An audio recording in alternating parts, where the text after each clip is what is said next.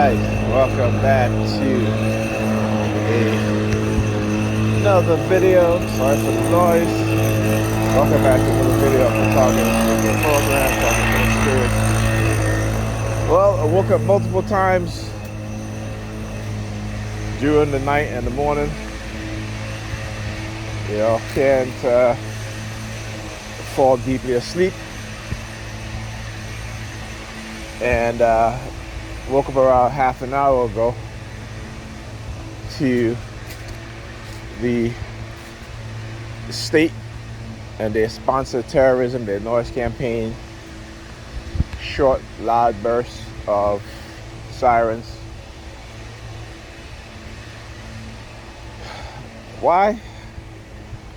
Because again, they tried to use, well, not they tried to, they used silent sound to send me a message, subliminal message of staying in my bedroom and not leaving, right? Self-isolate. When that didn't work, they pinching his nose. Right? When that didn't work, they go back to doing stuff like that, pinching their nose. See, they know that they cannot fool me. They know that I know what they're doing, what they've done, and what they continue to do. Another guy in the van pinching his nose. White guy, National Grill. Right? They know. So why is she holding on to the fence? Because it's black. They always do that. Whenever I hold something black in my hand, they will use the police sirens. Just like I said, since there are times when they'll start using the color black. Now also, they start, look at that. They start using, my PD traffic, that's the traffic division. Again, they start looking at this phone. I'm gonna look at my phone too. So, also the name John again they start to use the name John again. Right? So whenever the name John is said, or I'm reading the name John, they will use either the car honking or the police siren. You know, I guess it alternates between those two, police sirens or car honking. Right? Now it's a name they've also used with my brother, my twin brother, who's also a TI way before me. So, are we talking? Am I speaking about the same person when I talk about this? I don't know. See, just mentioned the color black, all black.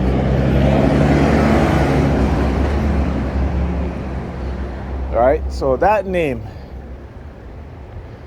starts to play the name John, and also they also start using. It's just funny because my brother and I were TIs. He's been a TI long before me.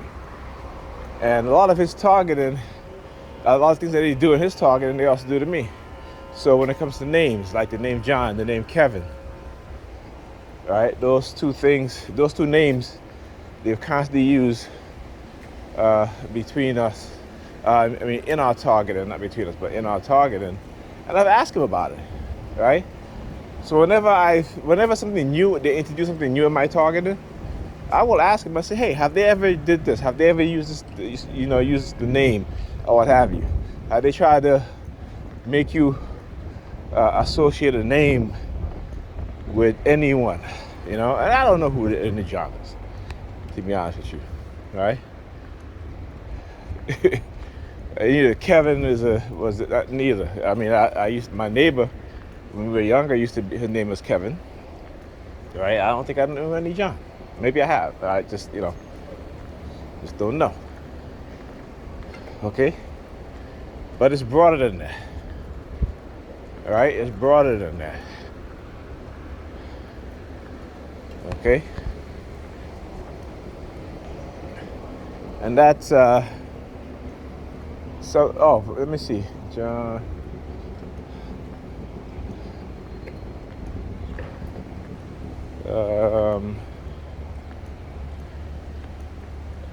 John. Okay. Well, I know Pam.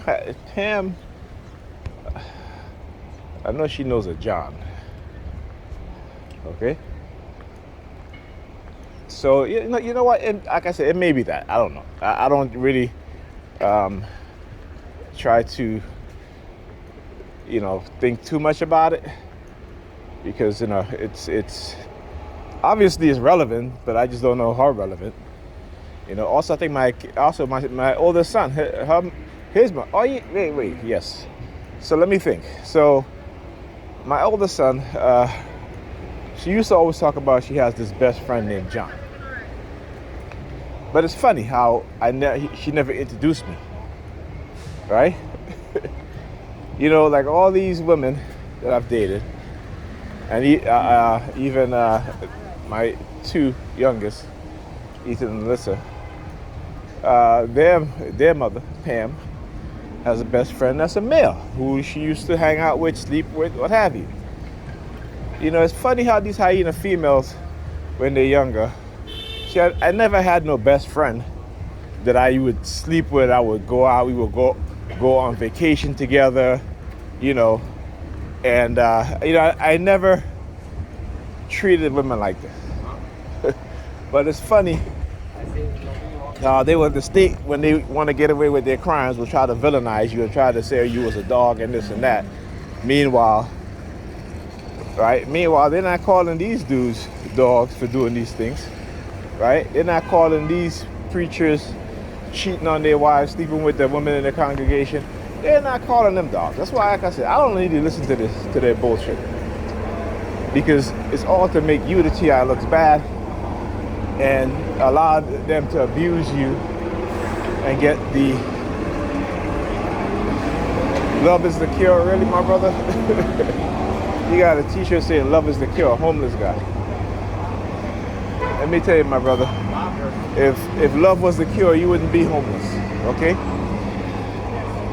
This government, the state, the people in your life would care for you enough that you wouldn't be like that in that condition. So, they always do that. And the sad thing about it is Negropeans, as they keep walking by, you see them highly Christianized and, like I said, and brainwashed. They can't think for themselves. So they allow the state and those in a position to get them to commit these sort of crimes. And they do it because that's the mind of a Negropean. It's to be controlled. It's to be told what to do. There's no thinking for themselves. There's no understanding that the same people that are allowing them to do this, they're also doing it to them. But maybe not so in a concentrated way that they can't recognize. It is how their conditioning works. It is how their brainwashing works. Right? So, anyway, they stick walking. You see they walking by sticking their tongue. Why? You need a flag. Country I was born in. They try to use that deportation theme again, like they always do. Like they always do. Like I give a shit. like I really give a shit. But anyhow, this is the type of behavior that they engage in. It's a Negropean mindset, a colonized mindset. They can't help it. And I say they can't help it because they can't. Me as a black person knowing this, like I said, this is why I don't really go off on them, because, I understand their programming. I understand their brainwashing. They don't. And anybody who know it and who try to tell them about it, they're going to attack them. That's built into their subconscious. Dr. Amos Wilson said we all have a white supremacist living in our mind, because there is no African-centered way of thinking or African-centered way of thought. Right? And he said that when you come into consciousness, that is when you kick that white supremacist out of your mind and you let the African in. And as a black person, I can tell you, he's right. When you start to reject your colonized conditioning, your colonized mindset, when you start, as a black person, when you start to learn the truth, and being a TI, as horrible as it is, it forced me to do a lot of research. It forced me to do a lot of research, particularly on psychological programming and psychological conditioning. So like I said, I understand their colonized mindset. I understand their colonized mindset. I understand, particularly as black people, we think that we are the most moral people in America, but we're not. We're the most dysfunctional group of people. That's true. But we're not the most moral group of people. Neither is white people. They're not the most moral group of people. Okay? No black person living under a system of white supremacy is more moral than anybody else. Matter of fact, we're the least moral. Because the type of shit that we engage in, destroying our community.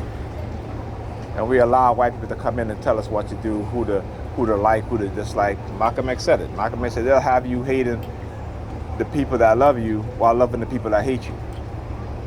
And hate them. Okay? It's a lesson that we won't learn and we refuse to learn because of our colonized mindset. Like I said, I understand.